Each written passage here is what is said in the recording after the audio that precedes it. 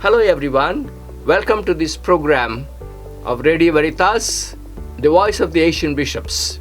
I would like to introduce to you the Archbishop Thomas Ignatius Macwan of the Archdiocese of Gandhinagar. Archbishop Thomas Ignatius Macwan was born on October 14, 1952 in Bhavnagar, Gujarat, India. Before pursuing his vocation to the priesthood, he worked as a bank manager. He later entered the seminary and was ordained a priest for the Diocese of Ahmedabad on April 9, 1988 at the age of 36.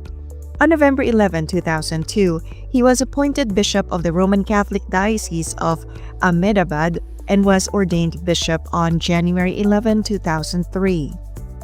Subsequently, on June 12, 2015, Pope Francis appointed him as Archbishop of the Roman Catholic Archdiocese of Gandhinagar. He was formally installed on September 12, 2015. Archbishop Macwan's episcopal motto, "Called to do good," reflects his lifelong dedication to service and pastoral care. In recognition of his commitment to catechesis, Pope Francis appointed Archbishop Macwan as a member of the International Council for Catechesis, or COINCAT, for a 5-year term. He has also served as chairman of the Conference of Catholic Bishops of India, Commission for Catechetics, having been elected during the 27th Plenary Assembly in Bangalore in 2015 and re-elected during the 31st Plenary Assembly in Chennai in 2019. Archbishop Macwan continues to serve the Church with devotion, exemplifying his mission to do good through leadership, education, and faith formation. The original diocese, a very vibrant and fully with people and with priests and institutions. And then in the year 2002, on the 11th of November, the Holy Father bifurcated the Archdiocese of Gandhinagar from the Diocese of Ahmedabad. We have about 40 diocesan priests, 15 candidates who are studying for priesthood. We have 35 religious priests, 105 religious sisters working in this well-spread diocese. There are 6 districts in Gandhinagar Archdiocese. And each district is very, very different. The community is different. For example, the parts which are very close to Gandhinagar, there we have the Rawal community. A little north we go on the border of Rajasthan near Mount Abu Road side. We have the Majirana communities. Then we have the other tribal area of Aravali and Sabarkantha districts and Gandhinagar proper. In Gandhinagar proper we have people from different walks of life. It's like a cosmopolitan. And so this is the little history of our diocese. We are basically involved in education. We believe that educating the poor people will help this community to come up, different communities. Basically, the communities with which we are working are really poor. They're very much behind a lot of superstitious beliefs they have. They're confined only to their community. They look forward for work and they're not educated. And so most of our children studying in all our schools basically are of a very poor background, and we are trying to bring them up to become good human beings. So this is our motive, directly working with the people in that area. We also help people through the social wing. The social wing is very, very active and working for the poorest of the poor, trying to bring them up in their lives, helping them to build up as communities, building up banks for them, cooperative banks, health awareness programs, helping the migrants who come from different parts of our country. We have started a center where the migrants can come, where they can stay for a few days or for a week or a little more, and until they find a place to work, till then they stay with us, we take care of them. Otherwise, we also have the field of healing people through a few dispensaries which we have in the diocese.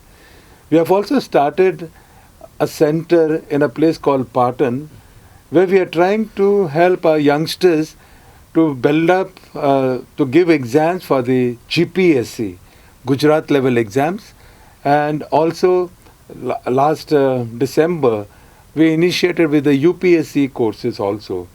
We do not have big crowds there, but we are looking forward for, and it's a very, very beautiful thing that we have started, because these students who study there will be able to come up in life and will be able to obtain good government jobs, where they can become collectors or deputy collectors, they can become IPS officers and whatnot. So this is the another area where we are also got involved into. You said about GPSC and UPSC. Could you tell what is GPSC and UPSC, and how would it help the young people? GPSC is Gujarat level exams. So they can enter into the Gujarat offices where they can be of help to the poor, to the needy, because we train them not as just to give the exams and come out from the institution. Rather, we train them that they can come up as people who care for the poor. And the UPSC is at the national level. And the national level, they can become administrators of districts at a higher levels. And what are some of the issues you face in the local church there? Basic issues are that our centers are very, very far from one another. The variety of cultures that we have, even the language changes from one district to the other district. Cultures change from one district to the other district. We also face the difficulty of small Christians communities that we have in little places, that small parishes which we have, where we have people coming from different folds and not big in number. But so basically we are working for the communities, helping their children to come up through our hostels. And our hostels also are flourishing with poor people, trying to bring them up. So the challenges are basically the variety that we have, the language issue we have, and of course that is the situation. What is the overall situation of the people that you are serving with regard to their educational level, with regard to their social level, cultural level, and so-called the modern time, progressive modern time? What is the situation there of the people you are serving? We have the tribal communities coming up. They're doing very well because they come into our institution, we teach them, we also send them to other higher places also where for higher education, helping them to, so we have doctors, we have lawyers, we have engineers, and they're coming up economically as well as they are deepened in their faith also. Moving on, can I request you also to share something about your vocation as a bishop? How does it feel for you to be a bishop in Gandhinagar Archdiocese? Well, I began with Ahmedabad Diocese. Yeah. I was there for 12 and a half years, serving as a bishop of Ahmedabad, and for another 2.5 years as the apostolic administrator. Well, I was never even thinking that I would be a candidate to be a bishop. And when it came, it's a shock for me. I said, to run a parish is so difficult. How will I run the diocese? And so it took me quite some time to say yes, to give my consent to become the bishop. But since the day that I was announced as a bishop till today, I can only tell you that I have been very, very committed to the call that God has given me. I have been sincere, I've been working hard, and my only desire is to bring up people, to help them to grow in the faith, especially the Christians, to deepen their faith, to bring them closer to God through devotions and through other activities. Pope Francis recently had proposed a synodal path for the church, wherein he invites and really admonishes involvement of all people, lay, priests and religious. So, concerning your diocese, does that feel in your diocese, and what can you say about this synodal path? I really appreciate the move that Pope Francis has taken. And we have been leading in that area, especially in our diocese, Archdiocese. We started with inauguration. We had these meetings right at the grassroots level, in the villages, in our boardings also. We had meeting with our boarders, children who are studying in the school, to get their feedback, and people of different walks of life. So the whole diocese was involved at the grassroots level, at the parish level, at the deanery level, and then finally at the diocese level. And everybody has become aware of what is going on. And of course we have been inspiring the people, telling them that all have to work together for the mission of the church. And people have taken it very positively. Recently we also organized at a Gujarat level. And so we had 110 people who took part in that synodal path. And it was again a good experience for us. For 2 days, the people from Gujarat, with the bishops, all the bishops were there, provincials were there, and of course a large section were the people. And again people are moving in that direction. I am very happy that Pope Francis is trying to bring the synodal process, and we'd like to take it further. We're inspiring the people, we are motivating them to go forward, and we have meetings very regularly connected with synod. And what was the basic content of that meeting together, and what decisions, if I were to say, you were able to make, and how does that affect your diocese and also the other dioceses? We decided that already the church during the time of Vatican Council II came forward with this consultation, like at the parish level, then at the deanery level, at the diocese level, consultation with the CRI. And so at that different levels, which were not so vibrant, we have tried to make it vibrant. I brought out new norms for all the three bodies of the church, parish council, diocesan council, and deanery pastoral councils, asking that at least 50% should be women in the whole body. That is one of the things. Also, more discussion should be taken in these bodies whenever we are making decisions. So I made the people aware.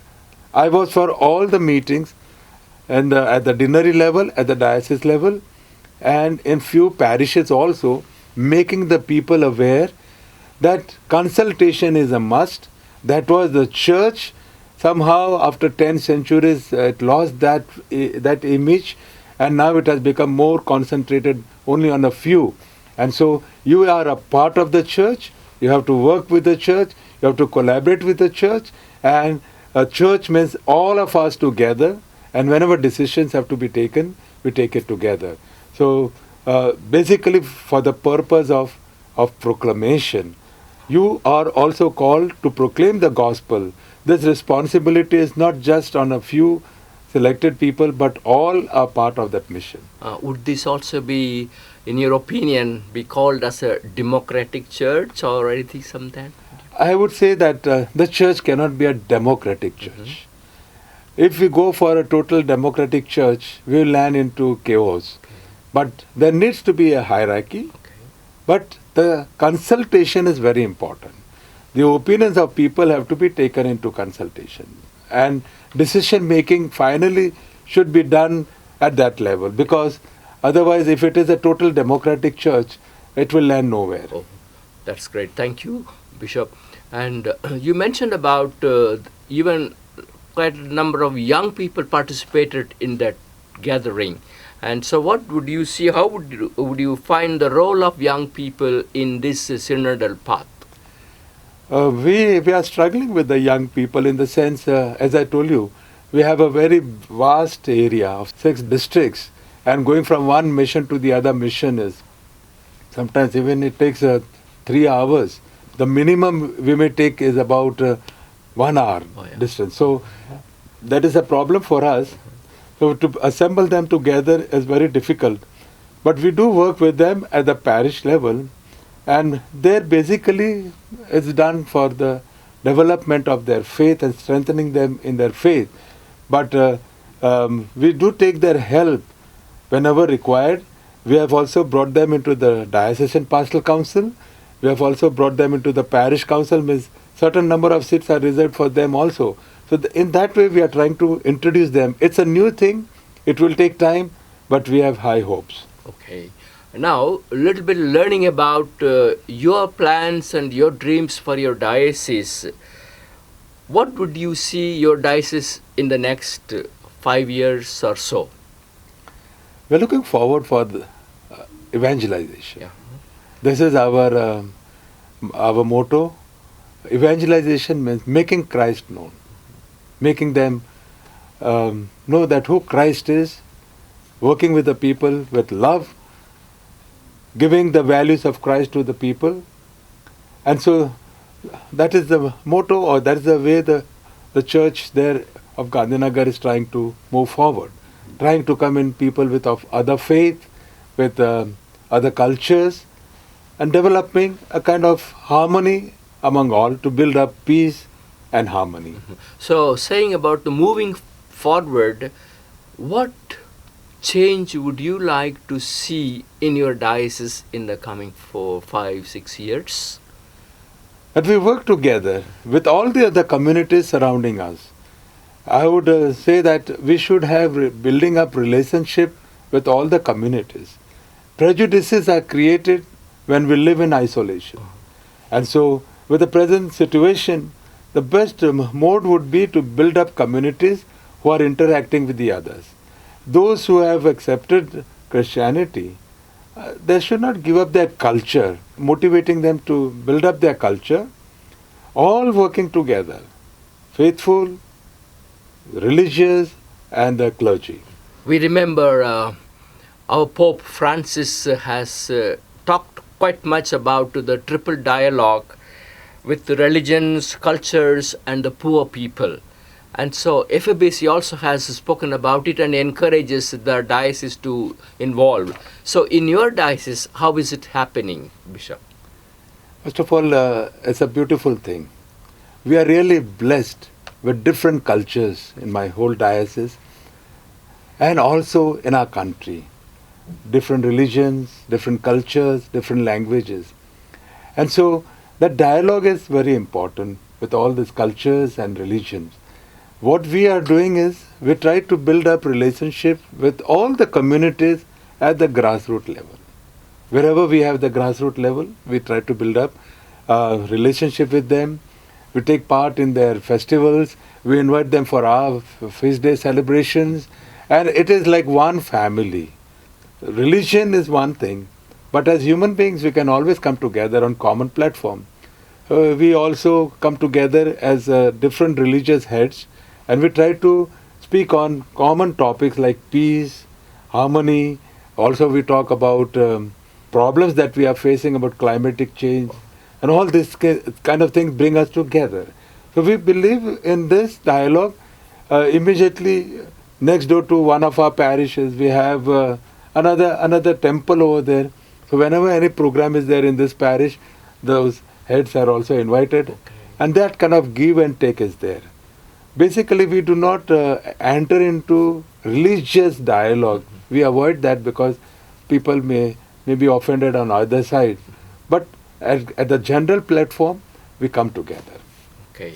How would you describe about ecumenical relationship, and do you see any sheep stealing? We do not see sheep stealing. But the ecumenical thing is very important, which I am the president of the ecumenical body at Gujarat level.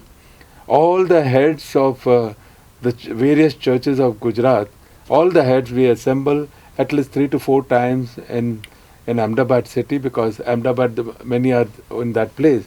Sometimes I call them to Gandhinagar, but others our meetings are held over there, and we come together, we pray together, we interact with each other, and we pass on this at the grassroots level.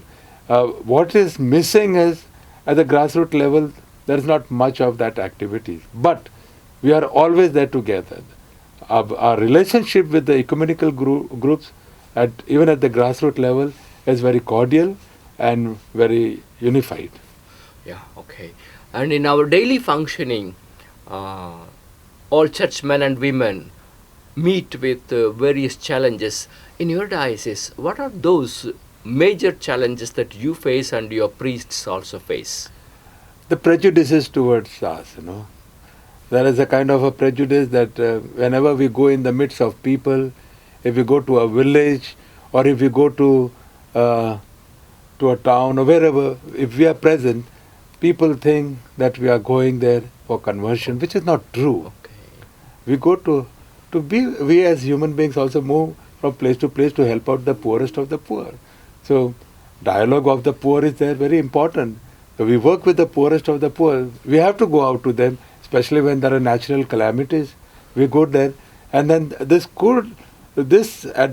times people do think that as if we are going for, inviting them to become Christians, which is not true. So that is one challenge.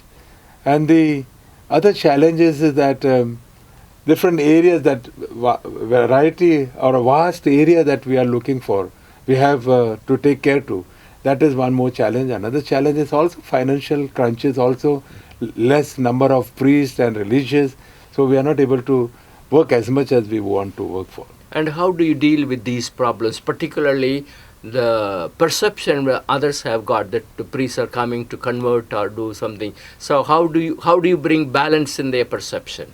By being with them, by inviting them for our programs and having interfaith coming together, not on religious matter, but coming together on common topics.